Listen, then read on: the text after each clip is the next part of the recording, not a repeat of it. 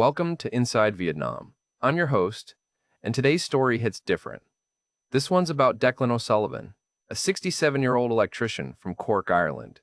Spent his whole life doing things the right way, steady work, good marriage, kept his promises. Then grief changed everything. After losing his wife, Declan came to Vietnam looking for something he couldn't name. Warmth, maybe. Purpose. A reason to keep going. What he found instead taught him lessons that no amount of YouTube videos about expat retirement could have prepared him for. This story involves a massage parlor in District 1, a village in the Mekong Delta, and decisions that seemed right at the time, but looking back, well, you'll see. What happened next changed everything he thought he understood about healing, about loneliness, and about the difference between being needed and being used. This one's going to stick with you. Here's his story, in his own words. My name's Declan O'Sullivan, and for 42 years I was an electrician in Cork. Not the exciting kind you see on the telly, just the steady sort. Commercial jobs, mostly running cable through hotels, housing estates, the odd hospital. Show up at 6, do the work proper, go home to marry. That was the rhythm of it.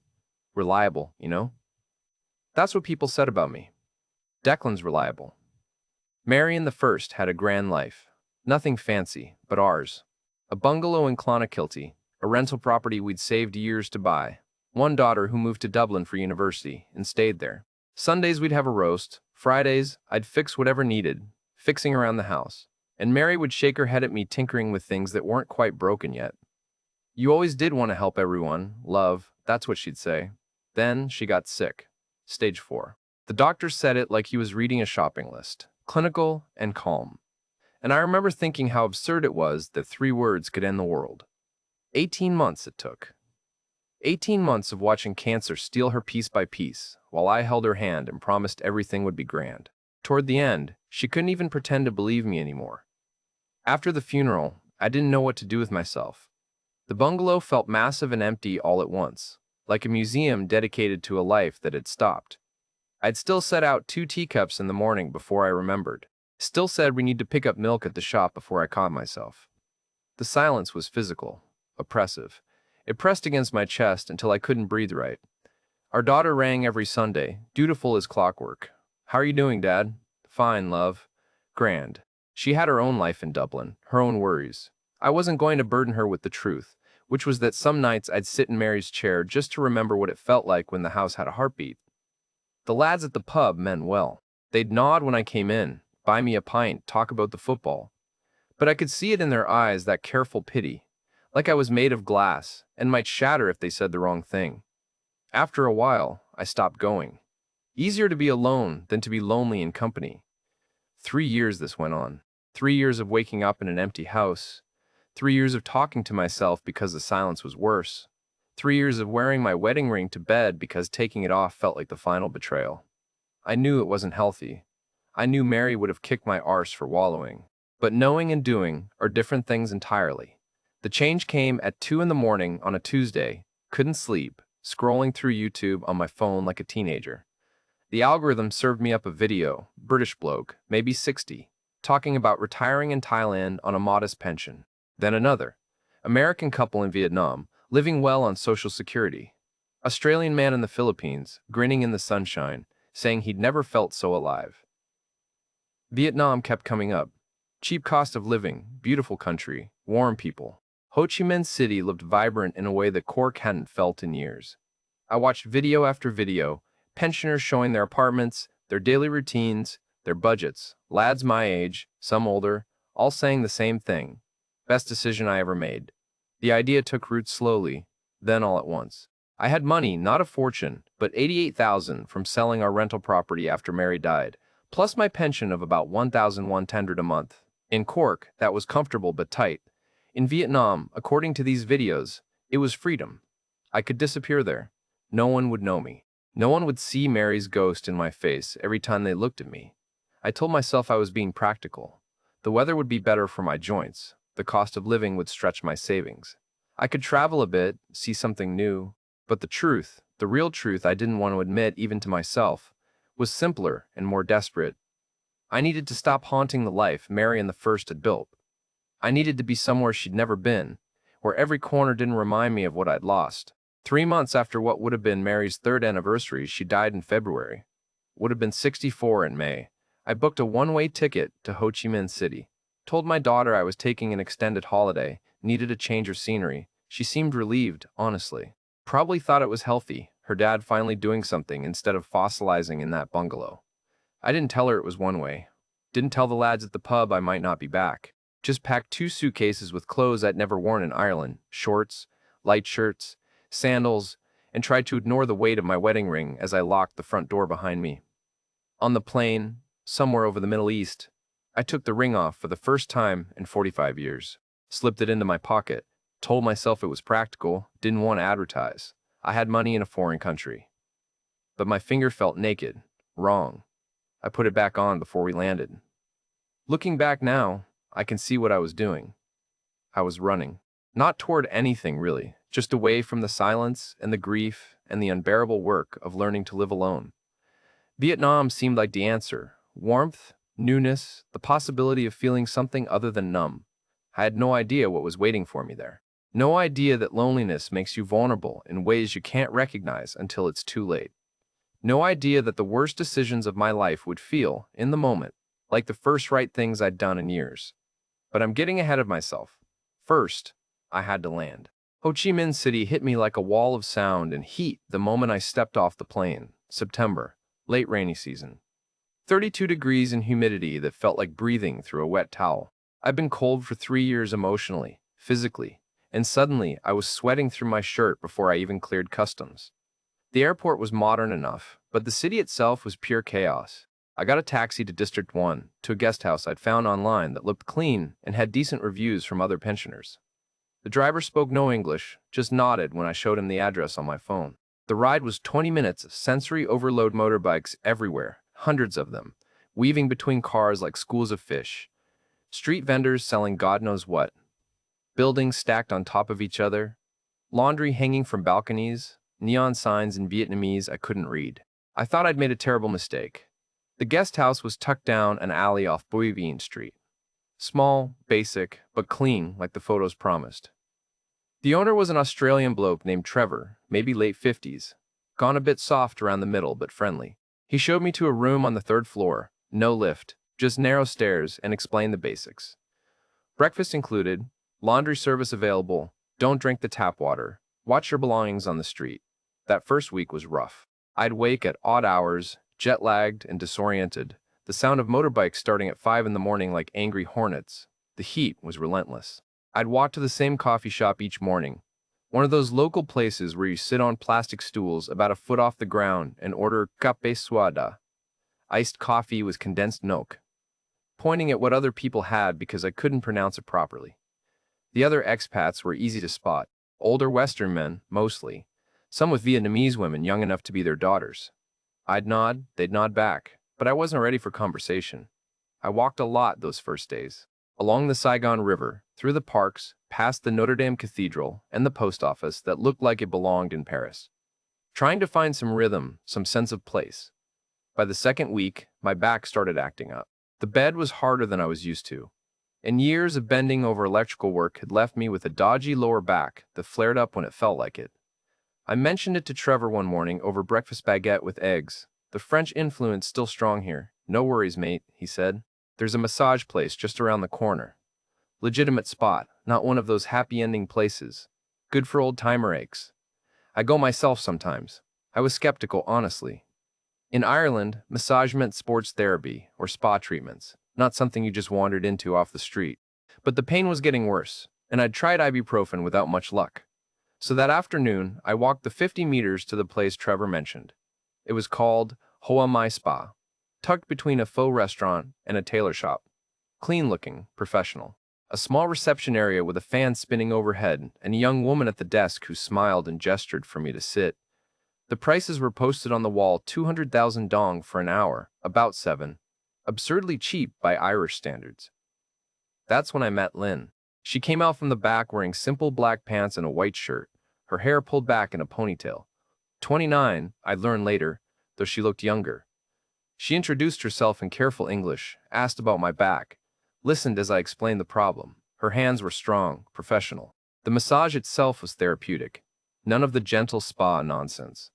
She worked the knots out of my lower back, asked if the pressure was okay, adjusted when I winced. But it wasn't just the massage. She talked while she worked, asked where I was from, how long I'd been in Vietnam, if I had family. Simple questions, the kind you'd expect, but she actually listened to the answers. Seemed genuinely curious. Ireland, I said. Cork, specifically. Been here about 2 weeks. First time Vietnam? First time anywhere, really. Apart from a holiday to Spain years ago. She worked a particularly stubborn knot near my spine, and I groaned. You carry a lot of stress here, she said. Sad stress, not work stress. I didn't know what to say to that.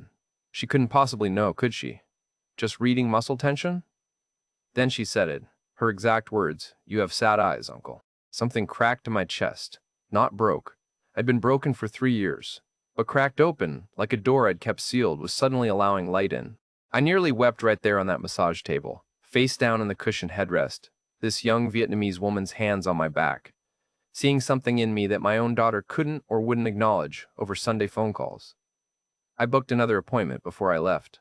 2 days later, same time. The second session went much the same. Professional, therapeutic, but with conversation woven through. She asked about Ireland, what it was like, the weather, the food.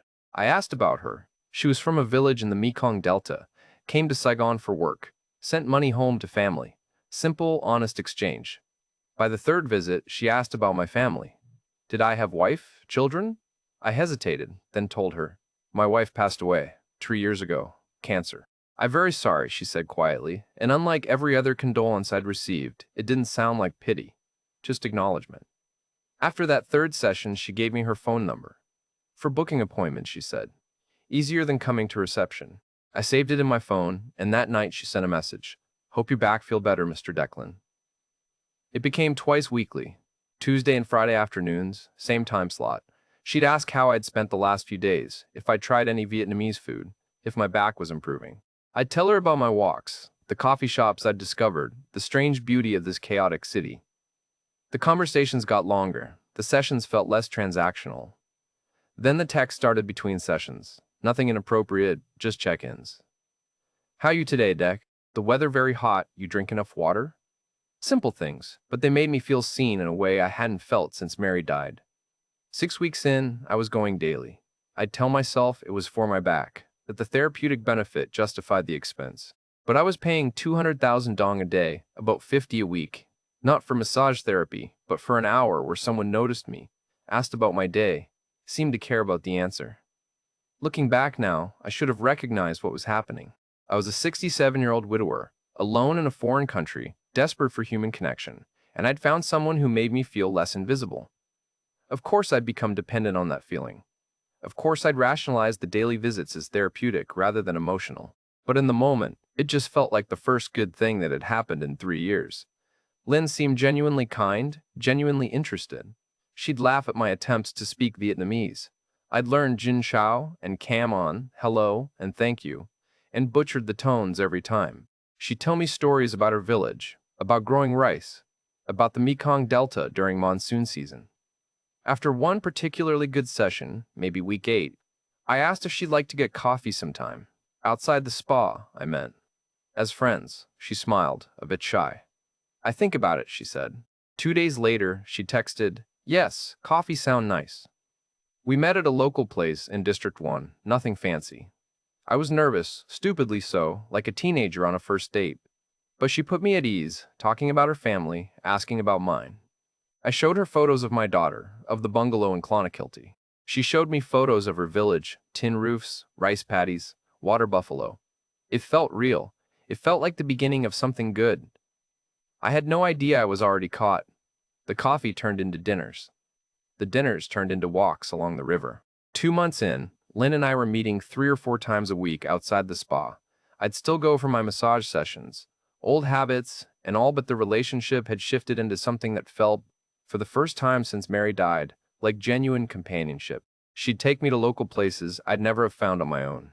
Calm tam shops, where I was the only foreigner, sitting on those tiny plastic stools eating broken rice with grilled pork, while motorbikes roared past.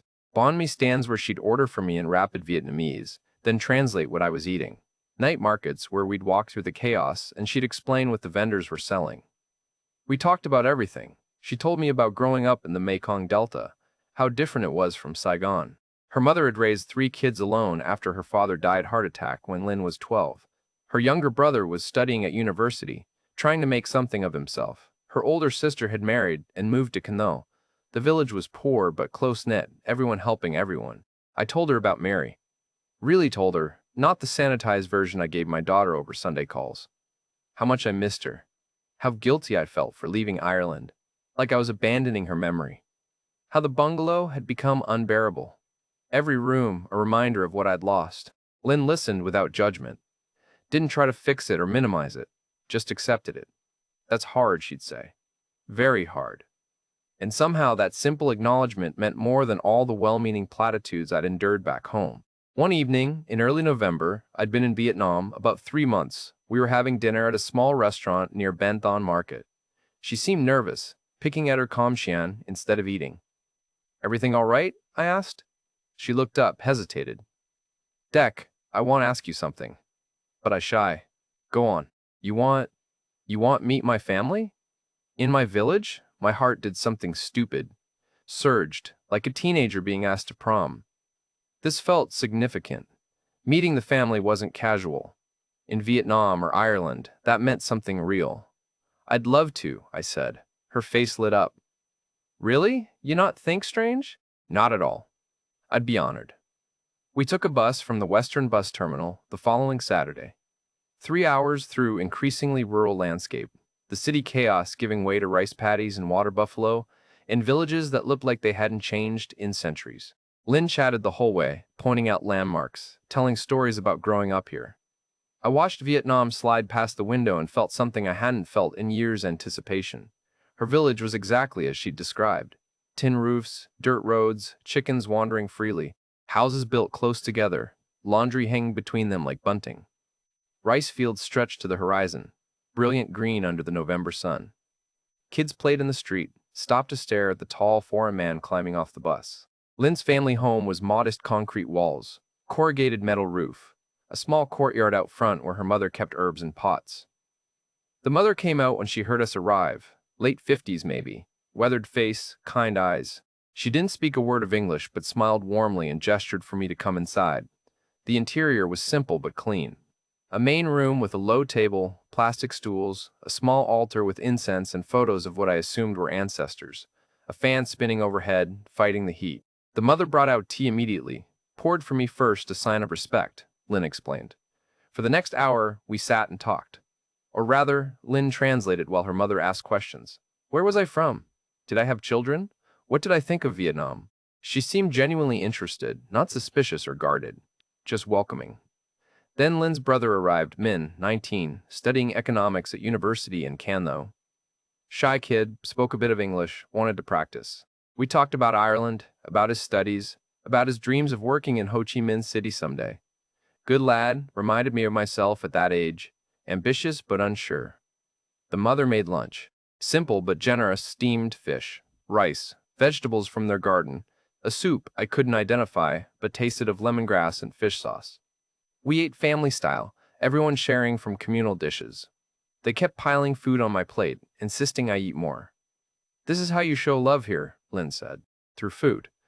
After lunch, Lynn walked me around the village, showed me the school she'd attended, the temple, the community well, introduced me to neighbors who stared curiously but politely. I felt oddly at home, despite being, obviously, completely out of place. That evening, after dinner, another generous spread I couldn't hope to finish. Lynn and her mother talked quietly in Vietnamese. I caught Lynn's tone shifting, becoming more serious. The mother's expression changed too, concern replacing the earlier warmth. Everything all right? I asked. Lynn looked embarrassed. My mother, she not feeling well. Need medicine, but village clinic very expensive for her. I'm sorry to hear that. What's wrong? She waved her hand dismissively. Is nothing. Just getting old. Blood pressure. Doctor says she need medication, but she trailed off, clearly uncomfortable. How much does the medicine cost? Oh no, she said quickly. I not asking. Is embarrassing. I just explained why she looked tired. Lynn, I said gently. How much? She looked at her mother, then back at me. Maybe 40 million dong? for 3 months' supply. I did the math. About 1,500. 40 million sounds like a fortune, but it's roughly 2,000 US dollars. That's nothing, I said. I can help with that. Her eyes went wide. No, Deck, too much. I cannot accept. I cannot accept. It's not too much. Your mother has been so welcoming. It's the least I can do. She looked like she might cry. You very kind, but I feel ashamed to take your money. Don't, I said. Please, let me do this. We took the bus back to Ho Chi Minh City the next morning. Lynn was quiet most of the ride, and I thought maybe I'd overstepped, made her feel indebted. But when we arrived at the bus terminal, she hugged me first, physical contact beyond handshakes, and whispered, "Thank you," in my ear. That night, back in my guest house room, I couldn't sleep. My mind was racing. Meeting her family had felt significant, real. They'd welcomed me without hesitation, treated me like I mattered. The mother's illness was unfortunate, but I had the means to help. 2,500 was nothing compared to what it would mean to them. I thought about Mary, how she used to tease me about wanting to fix everything, help everyone. You always did want to help everyone, love. Maybe that was my purpose here, not romance necessarily. Lynn and I hadn't crossed that line, but connection, being useful again, being needed. The next morning, I went to the bank and withdrew 45 million dong, about 2,000 USD. Wanted to give her a bit extra in case there were other medical costs. Put it in an envelope and brought it to the spa that afternoon. Lynn tried to refuse. This too much, Deck. I cannot. You can, I said. And you will. Your mother needs this, she cried. Actually cried, tears running down her face. I'll pay you back. I work extra shift, I promise. You don't need to pay me back. Just get your mother the medicine she needs. She looked at me then like I was something special. Like I was a good man doing a good thing. And Christ, I needed that look. Needed to feel like I mattered. Like I was capable of making someone's life better, instead of just taking up space in a world that had moved on without me. Looking back now, I can see the script. The warm family welcome. The sick mother. The reluctance to ask for money, making me offer. The grateful tears. Textbook, but in that moment, it felt genuine. It felt like the first meaningful thing I'd done since Mary died. The first went back to my room that night, feeling purposeful, feeling needed. I had no idea I'd just opened a door I'd never be able to close. The $2,000 opened floodgates I didn't even know existed. 2 weeks after helping with the mother's medicine, Lynn messaged me about the roof. A storm had come through the village monsoon season, fierce winds and damaged part of the family home. Water was getting in, ruining what little they had. The repair would cost about 28 million dong, roughly 2,000 dong. I'm so sorry to tell you, she wrote.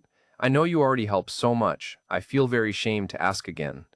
Don't feel ashamed, I replied. How bad is the damage? She sent photos. The corrugated metal torn back, water stains on the concrete walls, buckets catching drips. It looked rough.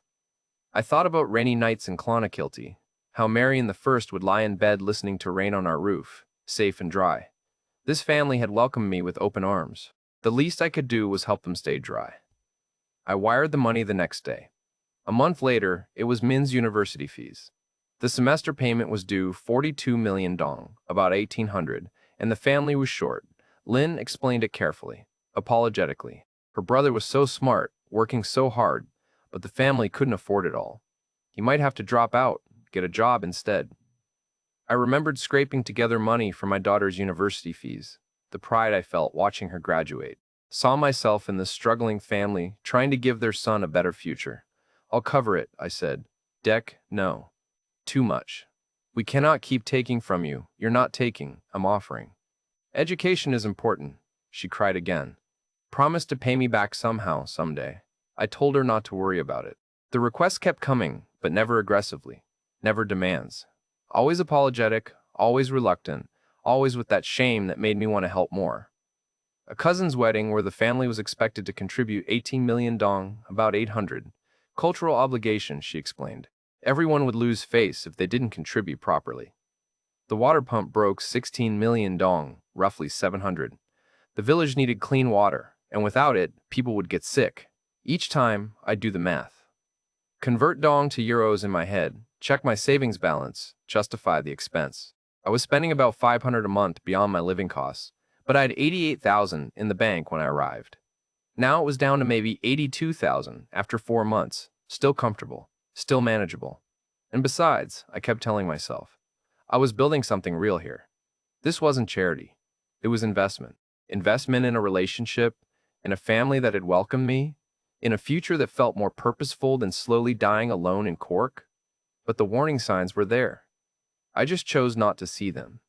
The other girls at the spa stopped making eye contact when I came in. They'd been friendly at first, smiling, saying hello, but after a few months, they'd look away when I arrived. Turn their attention to other customers. Once, I caught two of them whispering while looking at me, and when they realized I'd noticed, they went quiet. I told myself it was nothing. Maybe jealousy that Lynn had a regular foreign client. Maybe I was being paranoid. Trevor, my guest house owner, started asking questions over breakfast. We'd become friendly. He'd been in Vietnam 8 years, married to a Vietnamese woman, had seen it all. "So you and that massage girl," he said one morning, casual as discussing the weather. "You two getting serious?" "Just friends," I said. "She's been showing me around, introducing me to her family." He nodded slowly. "That's nice. Family's important here." He paused, choosing his words carefully. "You helping her out financially at all?" I bristled. "What's that supposed to mean?" "Nothing, mate. Just, I've seen this before. Western bloke, lonely, meets a girl, starts helping with family emergencies. Usually doesn't end well." "Lynn's different," I said, more defensively than I intended. "She's from a good family, traditional. She never asks me for money I offer." "Right," he said. "Just be careful, yeah? Vietnam's beautiful, the people are lovely, but there are scams. Seen too many expats lose their savings thinking they're building something real." I finished my coffee without responding. Felt anger bubbling up. Who was he to judge? He didn't know Lynn, didn't know her family, didn't understand what we had. Easy for him to be cynical when he was already settled with a wife. But the seed of doubt was planted. I tried to ignore it. The other red flag was bigger, obvious in hindsight, but I rationalized it completely. Lynn and I never went anywhere public together in Saigon. We'd meet at my guest house room, or at her small flat in District 7, or back at the village, but never restaurants where other expats might see us. Never cafes in District 1. Never anywhere we might be noticed. When I suggested getting dinner at a nicer place once, she'd deflected. "I prefer quiet place," she said, "more private. I don't like people staring at us." I understood that, or thought I did. She was Vietnamese, traditional, probably didn't want the judgment that came with being seen with an older foreign man. It was cultural sensitivity, respect for her privacy, not secrecy. She'd come to my room instead, and we'd order food in, or I'd go to her flat, tiny studio, barely furnished, but clean, and she'd cook simple meals, com tam, full made from packets, nothing fancy. We'd sit on the floor, eat from plastic bowls, talk for hours. It felt intimate, special. Not like those other expats with their bar girls at tourist restaurants. All performance and transaction. What Lynn and I had was private, real, different. I told myself all of this. Believed it completely. By month 7, I'd given her $4,500 beyond that initial, $2,000. My savings were down to about $77,000. Still fine, I reasoned. My pension covered living expenses. The savings were for emergencies or opportunities. And this was an opportunity building a life here, being part of something larger than myself. The alternative was what? Going back to Cork? To the empty bungalow and pitying looks and Sunday phone calls where my daughter asked if I was eating properly. Vietnam gave me purpose. Lynn and her family gave me meaning. The money was just money. Paper and numbers.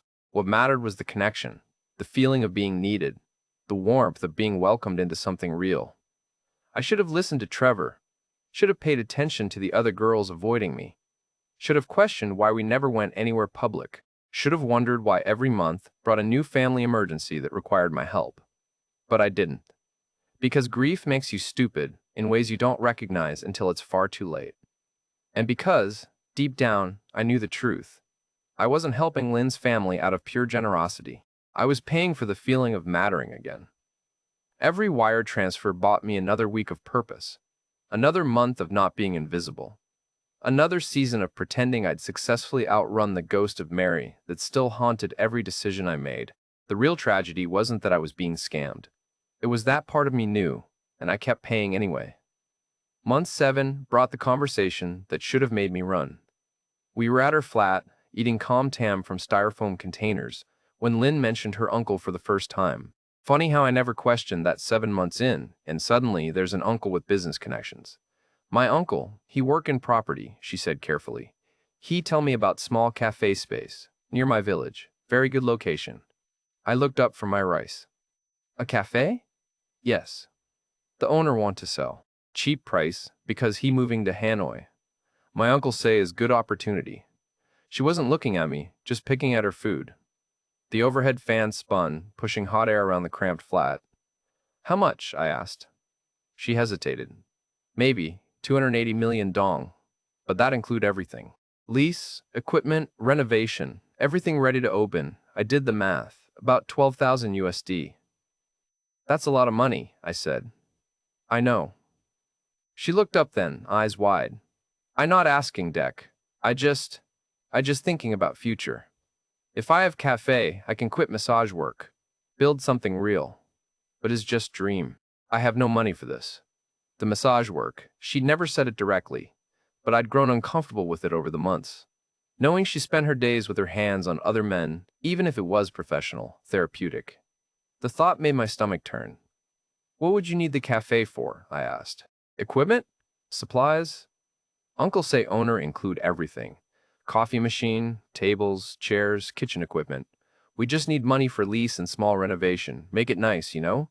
Fresh paint, new sign. She'd said we. I sat back, rice forgotten. My mind was racing. A cafe meant Lynn could quit the spa. It meant a legitimate business, something sustainable. It meant a future not just hers, but ours.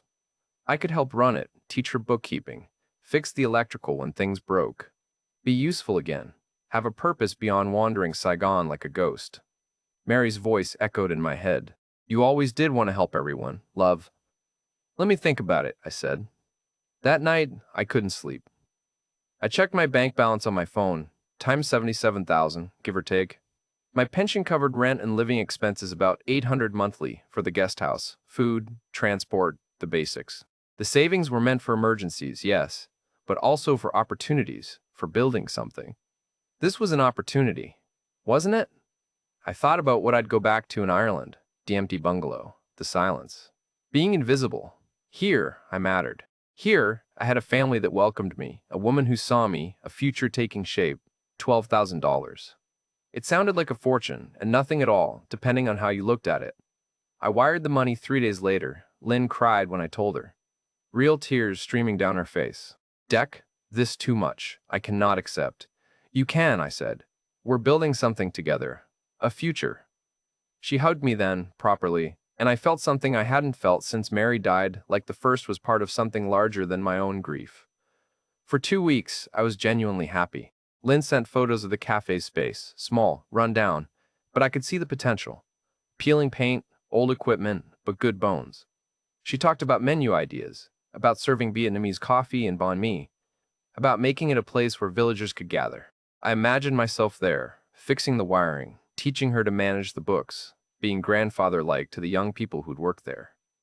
I started looking at Vietnamese language apps, trying to learn more than Sin Cao and Cam On. Started imagining a life that stretched beyond my 1-year tourist visa. Then the problem started. First, it was permits. The local authorities needed additional documentation, fees for business registration. 35 million dong, roughly 8,500. Lynn was apologetic, embarrassed. I should have known, she said.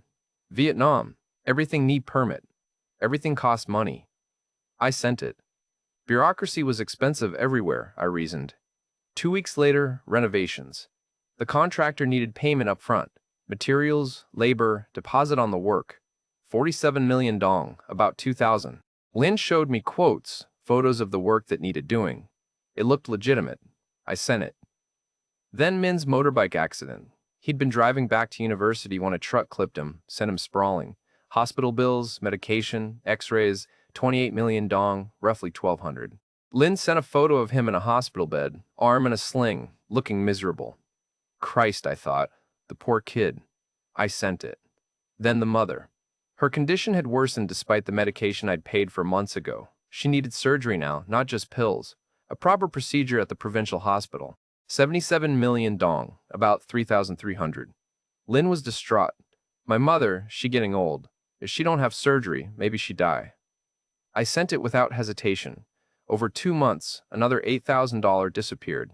My savings dropped from $77,000 to roughly $63,000.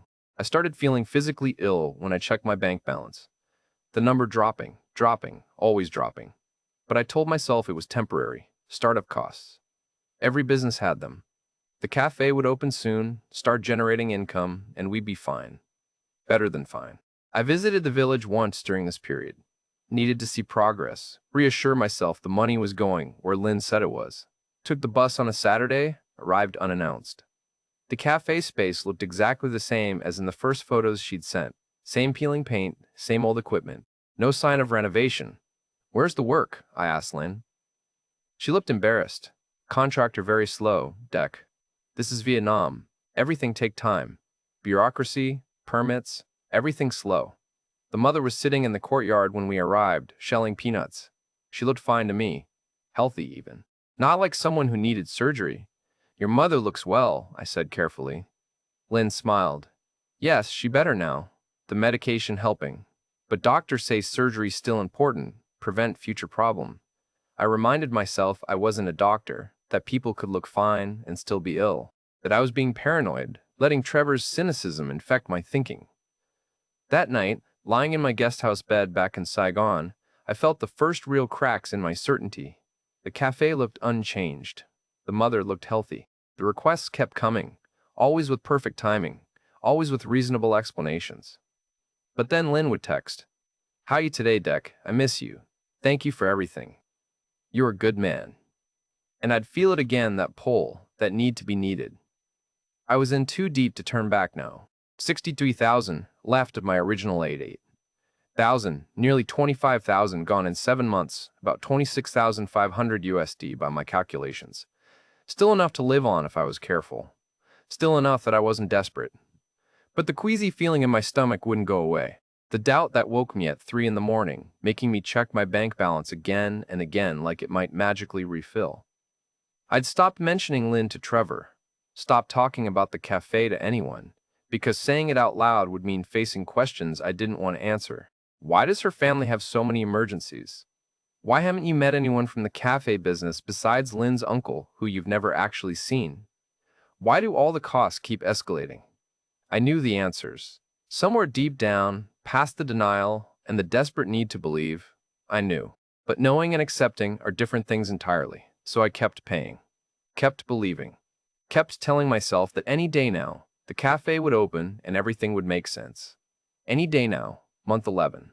I'd spent $26,500 total. My savings sat at roughly $63,000. Still manageable, technically, but the anxiety was constant now. A low hum in my chest that never quite went away. I started avoiding my usual haunts in District 1.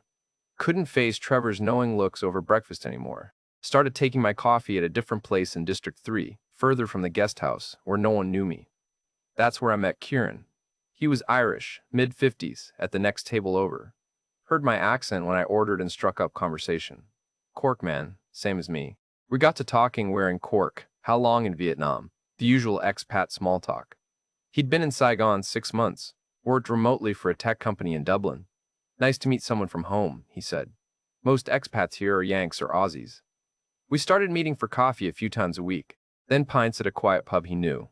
Just easy conversation, no pressure. He didn't know about Lynn, and I didn't mention her. Felt good to have something separate, normal. Then one evening, maybe our 4th or 5th time meeting, after a few beers, Kieran started talking about his girlfriend. "Met her here," he said. "Lovely girl. Works at a massage place near District 1. My stomach tightened, but I kept my face neutral. "Yeah? That's nice. She's from a village in the Mekong Delta. Comes up to work, sends money home to family. Real salt of the earth, you know? Not like some of these girls just after money." I took a long drink. "Right. We're actually planning something together," he continued, warming to the subject. "Her family's opening a cafe. Small place near her village. Her uncle has connections, got them a good deal on the space." The beer suddenly tasted like metal. "Which village?" he named it. "Same as Lynn's." My hands started shaking. I set the glass down carefully. "Which massage parlor does she work at?" "Oh, my. Why, you know it?" The world tilted. I pulled out my phone, hands trembling, scrolled to a photo of Lynn. "This her?" Kieran leaned in, looked at the screen. His face went white. "That's Lynn," he said quietly. "Yeah. Jesus, mate." He sat back, running his hand through his hair. That's my girlfriend." I couldn't speak, couldn't think. The pub noise, talking, laughing, clinking glasses became a roar in my ears. Kieran was staring at me. "How much have you given her?" "About 26,000, I managed. Christ, he looked sick. "I'm in for 18, the cafe thing, the mother's medical bills, her brother's university fees, the brother's motorbike accident," I added numbly. "Yeah, that too." We sat in silence for a long moment. Around us, people were having normal evenings, normal conversations. None of them had just watched their entire reality collapse. "There's something else," Kieran said finally. "She's engaged. Been engaged for years to some bloke in the village, works in Hanoi. Everyone knows." I wanted to call him a liar. Wanted to tell him he was wrong, mistaken, that Lynn was different, but I couldn't because I knew he wasn't lying. "I have to go," I said, standing up too fast. The room swayed. "Mate, wait." But I was already walking out, into the Saigon night, motorbikes streaming past, the heat pressing down like a physical weight. I didn't sleep that night. Just lay in bed, staring at the ceiling fan, spinning, spinning, while my mind raced through every conversation, every moment, every time I should have seen it. The sick mother who looked perfectly healthy. The cafe that never progressed. The fact that we never went anywhere public. The other masseuses avoiding my eyes. Trevor's warnings. All of it. Obvious now. Blindingly obvious. Morning came. Gray light through the window. I picked up my phone, hands still shaking, and sent a message to Lynn. "We need to talk. About the cafe. About us. Can we meet today?" 3 hours later, she replied. "So sorry, Deck. Very busy with my mother today. She not feeling good. Maybe tomorrow?" I stared at the message. The script, perfectly maintained even now. I typed, "Kieran says you're engaged." The message showed as read immediately. Then nothing. 5 minutes. 10. 20. Then I was blocked. Phone number, Zalo, Facebook, everything. Gone. Like I'd never existed. Panic turned to fury.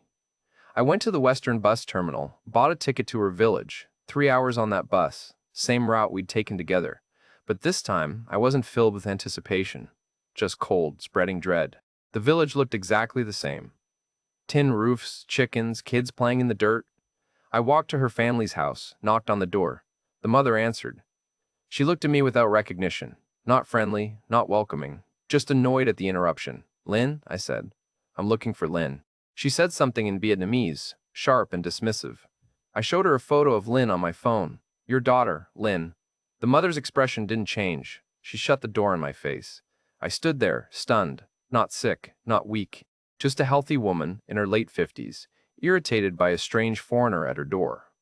I wandered the village, asking about the cafe, pointed to the location Lynn had shown me in photos. The space was empty, abandoned, same as it had been for years according to an old man sitting outside. No renovation. No uncle, no cafe business. A neighbor woman, maybe 60, approached me. She spoke broken English, asked if I was looking for someone. "Lynn," I said. "Do you know her?" The woman nodded. "Lynn works Saigon. Come home one time each month. She have fiancé. He work Hanoi. They marry next year maybe." Her exact words. "She have fiancé." I thanked her and walked back to the bus stop.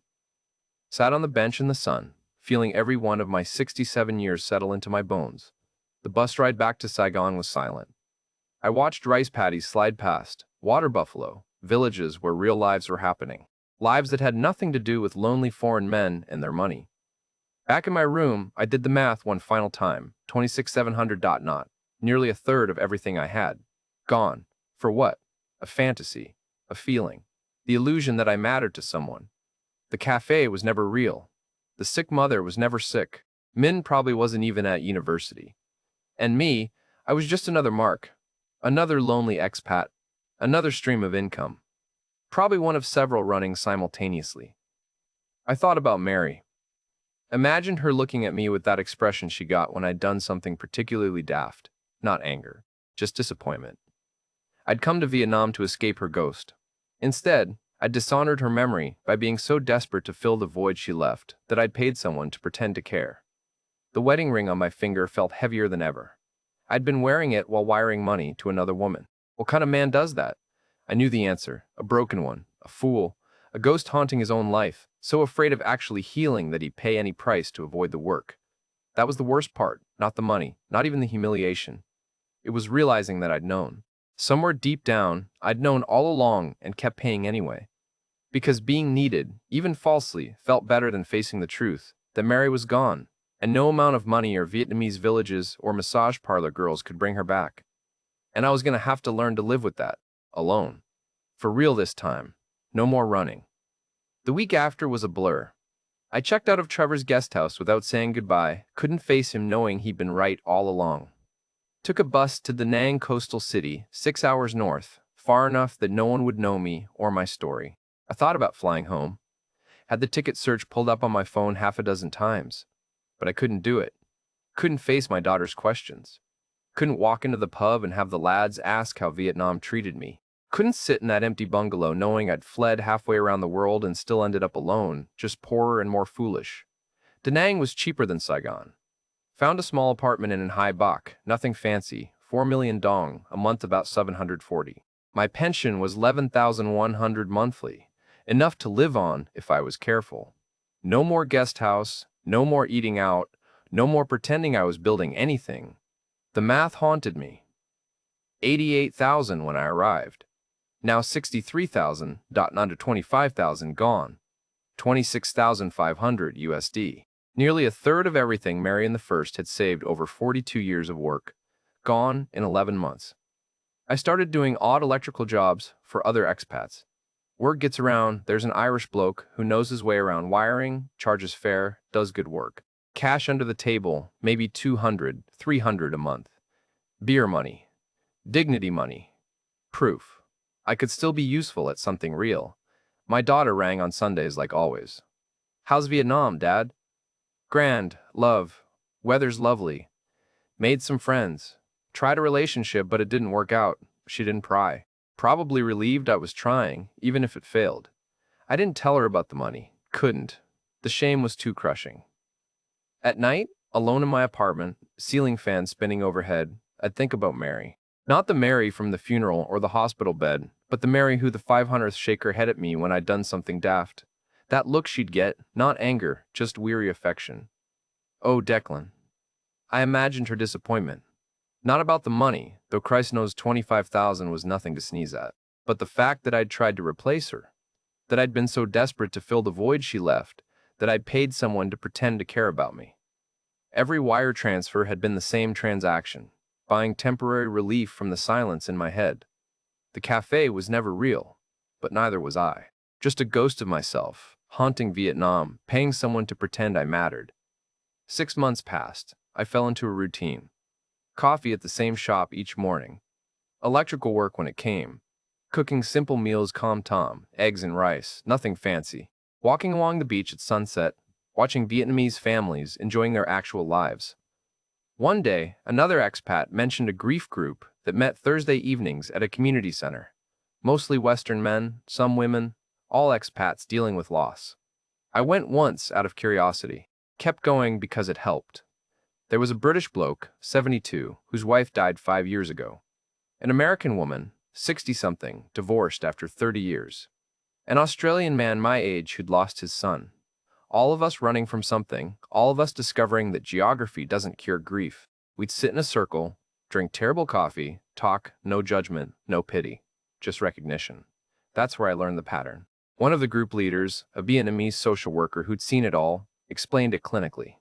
Isolate the mark, build emotional dependence, introduce the family, create emergencies, escalate requests, disappear when questioned. Textbook, Lynn probably had 3 or 4 of us running simultaneously. Different days, different stories, same script. I wasn't special, just lonely and available. The social worker said something that stuck with me. Grief makes you vulnerable in ways you can't recognize until it's too late. When you're drowning in loneliness, anyone who offers a hand feels like a lifeline. You don't question it, you just hold on. I started to understand what I'd actually been doing. I wasn't building a future with Lynn. I was avoiding the work of grief. Every wire transfer bought me another week of not facing the truth, Mary was gone, the first was alone, and no amount of money could change that. The cafe was never real. The sick mother was a performance. The family emergencies were scripted. But my desperation? That was real. My loneliness? Real. My inability to sit with myself and actually heal? Painfully, embarrassingly real. I'm still in Vietnam. Still in Da Nang. It's been nearly 8 months since that bus ride back from the village. My savings sit at about 61,000 now living costs. Nothing extravagant. I'll never get that 925,000 back. It's gone. Lesson learned, price paid. I still wear my wedding ring. But now it means something different.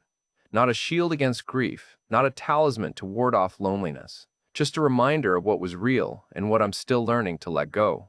I see other Western men here sometimes, usually older, usually with much younger Vietnamese women. I recognize the look, that desperate hope, that need to be needed.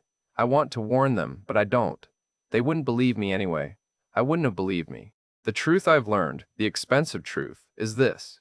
Grief makes you vulnerable in ways you can't see until it's too late. When someone's entire family has cascading emergencies that only your money can solve, you're not building a relationship. You're funding a business model. And if you're wearing your wedding ring while wiring money to another woman, you're not moving on. You're just paying to avoid the actual work of healing. That work?